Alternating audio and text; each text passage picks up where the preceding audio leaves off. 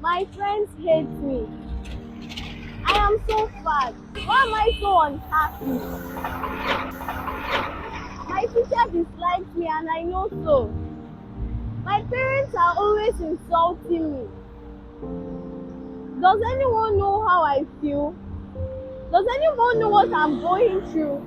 Does anyone care? Do you understand my mental health illness? I know.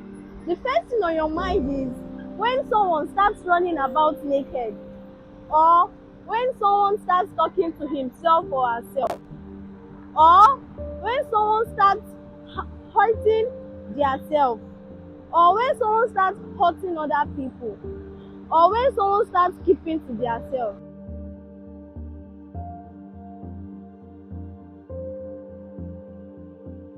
Mental health is in a sorry state in Nigeria, given that we have over 50 million Nigerians suffering from various mental health illness. Mental health disorders and suicide rates are very high as most people have better physical health but poorer mental health.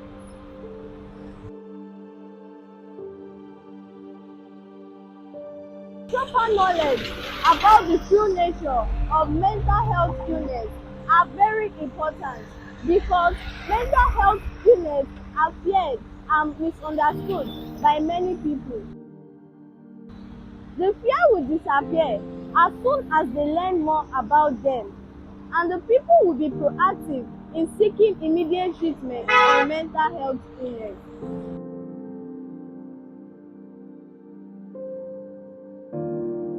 Mental illness can impact anyone. One of the things that makes mental illness the hardest to treat is that it is often invisible.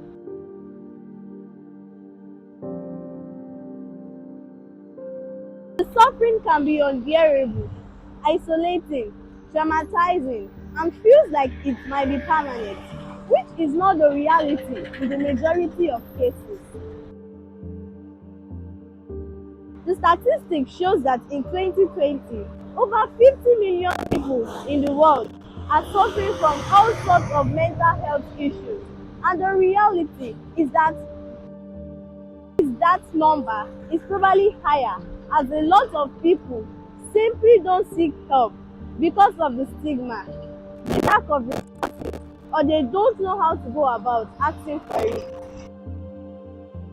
Social media isn't really social. Social media isn't real life.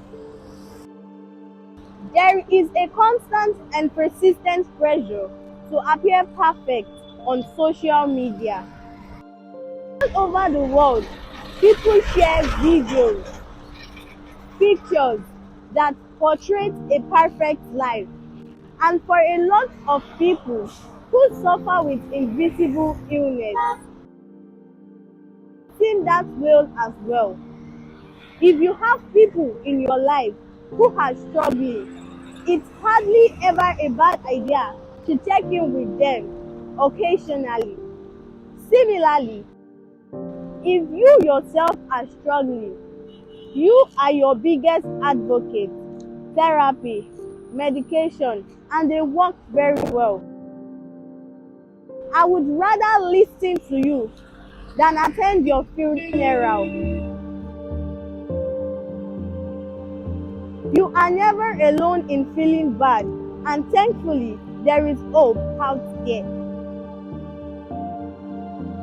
Don't drift into self-pity because it doesn't solve any problem.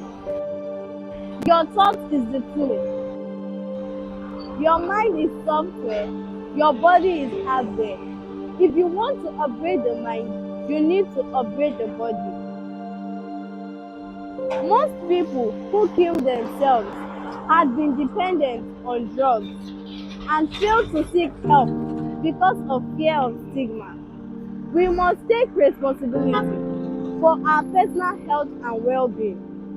I believe most mental health problems would be solved if people exercised, ate nutrient-dense foods, fix their sleeping patterns, and journal every day. The most important decision you make is to be in a good mood. Mental health is top priority.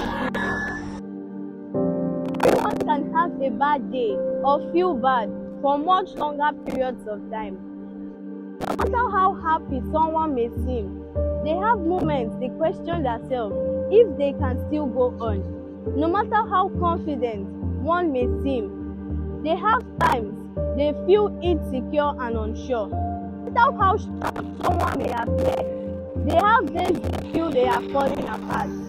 You don't have to struggle in silence. The most important decision you make is to be in a good mood.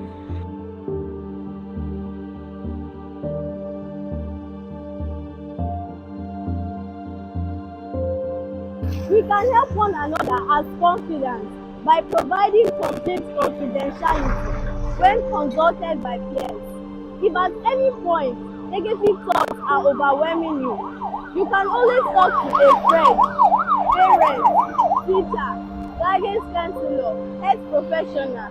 Mental health is top priority. Let's stop the stigma.